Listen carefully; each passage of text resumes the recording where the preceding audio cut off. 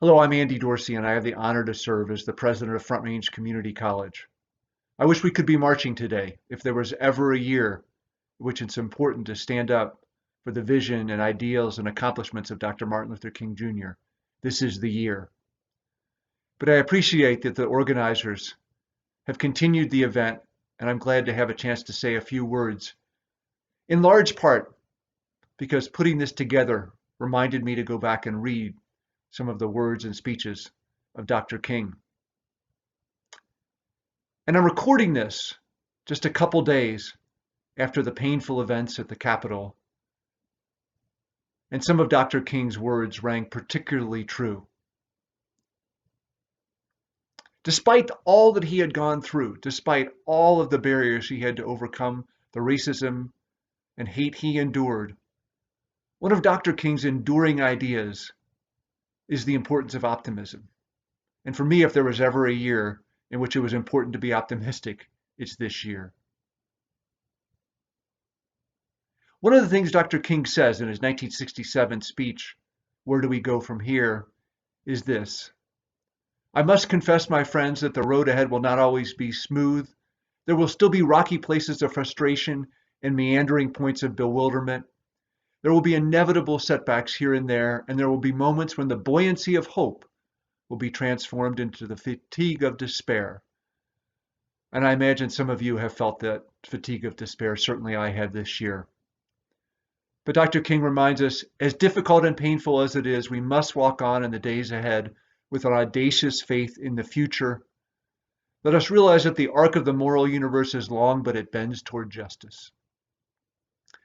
And sometimes I've wondered about that, but reading Dr. King's words inspired me to think that despite all of the tragedy of the last year, more people have stood up and talked about racism and said Black Lives Matter than I remember in decades. There are heroic doctors and nurses and public health officials who are doing their absolute best to help people survive COVID.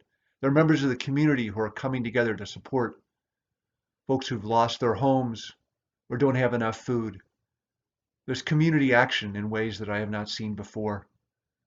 I think in many ways, Dr. King's call for optimism is validated by the year.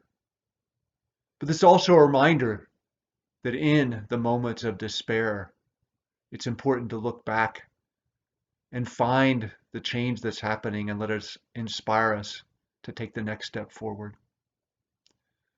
The other thing that stood out for me that Dr. King talks about is the importance of love. And again, at this point, after this year, that seems incredibly important to me. He can say it better than I can. He says, "And I say to you, I've also decided to stick with love, for I know that love is ultimately the only answer to mankind's problems. And I'm going to talk about it everywhere I go. I know it isn't popular to talk about it in some circles today. I'm not talking about emotional bosh when I talk about love. I'm talking about strong, demanding love, for I have seen too much hate." And we've certainly seen hate in the last year. But Dr. King reminds us that the answer to hate isn't more hate, it's love. And in some words that might be particularly appropriate to some of us today, he says, "You may ascend the heights of academic achievement so that you have all the knowledge, and you may boast of your great institutions of learning and the boundless extent of your degrees.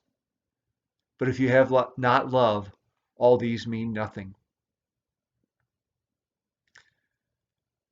I hope for each of us today that we can carry the light of Dr. King's optimism and the light of Dr. King's love in the year ahead. There'll be more struggles and more challenges to make a more just world. But as Dr. King reminds us, the moral arc of the universe bends toward justice, and we can keep helping it bend. Thank you.